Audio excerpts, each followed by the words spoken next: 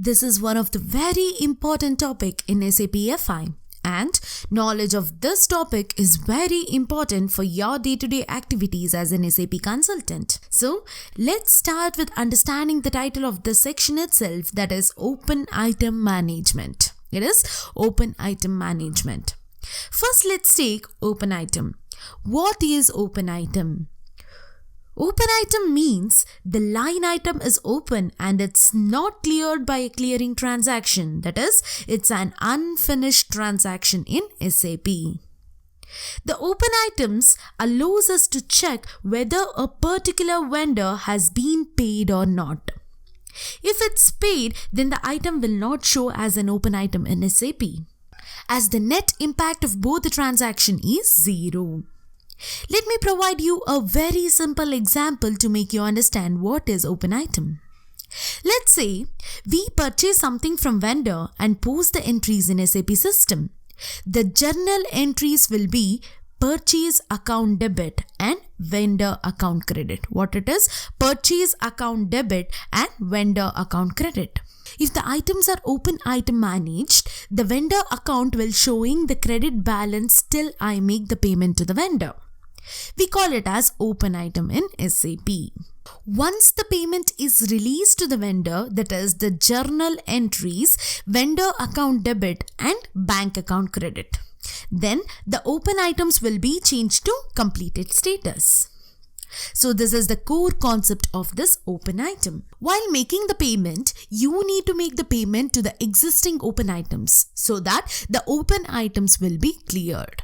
You will understand as to how to do this in upcoming videos. In the same way, open items will also help us to track the payments which are yet to be received from the customer against the sales invoice. Once the sales invoice is created, the open items are generated. Once the payment is received from the customer, then the open items are cleared. Now, let's learn on open item management. Okay, let's learn on what? Open item management. Open item management defines how you want to manage all the open items in particular GL account. It is the setting which allows to maintain the open items for the particular GL account. We define this setting in GL master data. We define the GL account as open item managed. If I do not make the setting in the GL master data, then the system will consider as regular GL posting and it will not show as open item managed account. One more important thing you need to remember is, we create the GL account as open item managed, which belongs only to balance sheet and not for profit and loss items. And all the provisions related to expenses in a liability, and also all the provisions related to income will be asset. Here, provisions are nothing but the amount set aside from a company's profit to cover an expected liability or a decrease in the value of an asset, even though the specific amount might be unknown. So, I want you to remember this. All the provisions related to expenses is a liability, and all the provisions related to income will be asset. Okay, good. Another important concept under open item management is tolerance group for GL accounts. With the use of tolerance group, we can define the upper limit and lower limit of the tolerance which can be accepted during the payment clearing. Tolerance is nothing but the acceptable payment difference. It is the acceptable payment difference. So let me give you an example here. Let's say we have purchased an item from the vendor which is worth 1000 USD.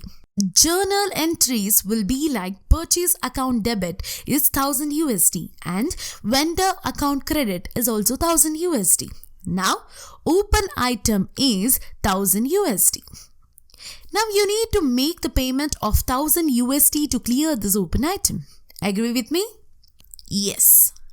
Now, if I have the setting in my system as 10% tolerance, then I can clear the open line with an amount between 900 to 1100. That means for the amount, I can give any values between 900 to 1100 in below journal entry. Here, I'll cover this tolerance concept in a separate section once all the concepts related to account receivables and account payables are completed. Okay, in our learning activity, we implement open item management for two scenarios. That is, the first scenario is for GL outgoing payments and the second scenario is GL incoming payments.